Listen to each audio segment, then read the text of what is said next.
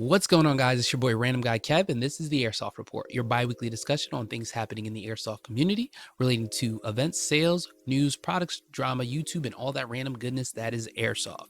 The Airsoft Report is sponsored by Overwatch Tactics, a producer of airsoft military simulations at unique locations, high-power airsoft, the best BBs that's truly enhanced bio, and don't forget to check out airsoftgi.com and use the code RGK for 15% off your order.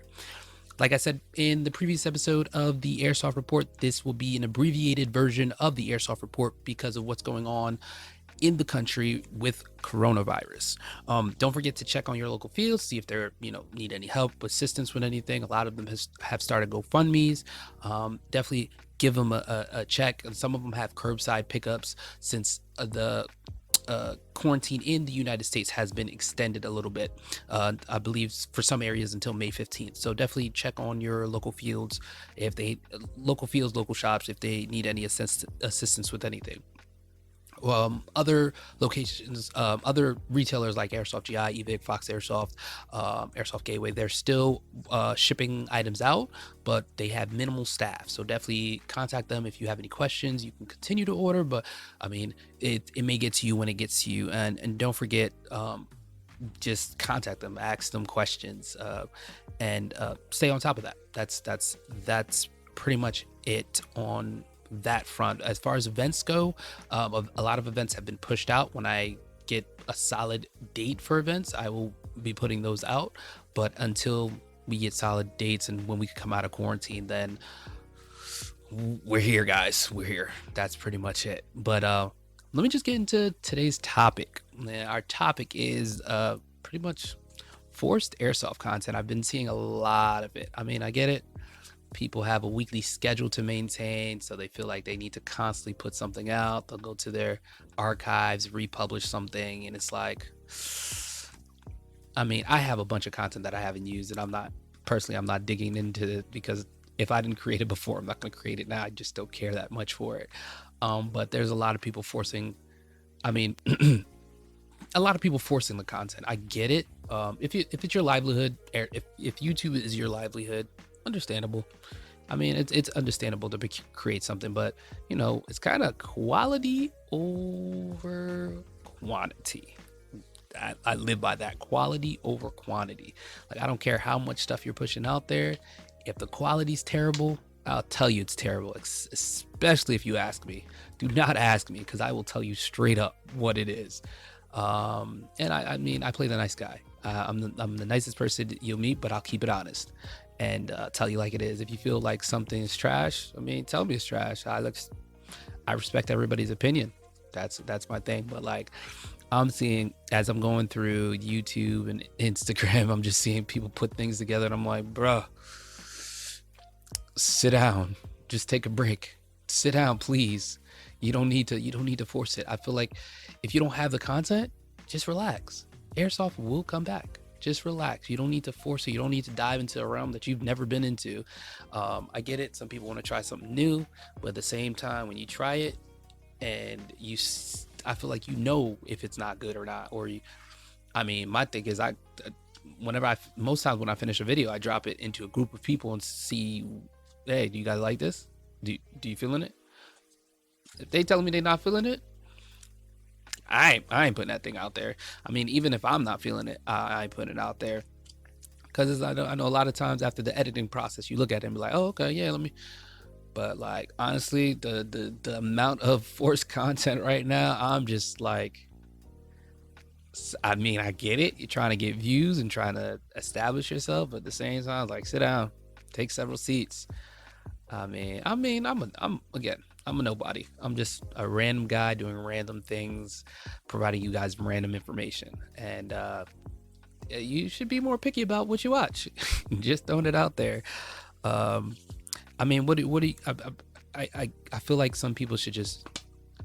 most people should just take a break, reorganize their thoughts, reorganize how they're going to approach airsoft when they're allowed to come back out, and what new things they want to look at, what new things they want to target. Because I know a lot of people create gameplay, they create reviews, they do unboxings, but then it's like, all right, what other thing can I do that I could be good at? What realm could I create that, hey, this is only my lane, nobody else is touching this, I'll touch it, and go from there. You kind of got to step outside your comfort zone. Again, take a seat, step back, see what's out there, mark it down, and look at other, hobbies and whatnot. I'm like, okay, they do that in this.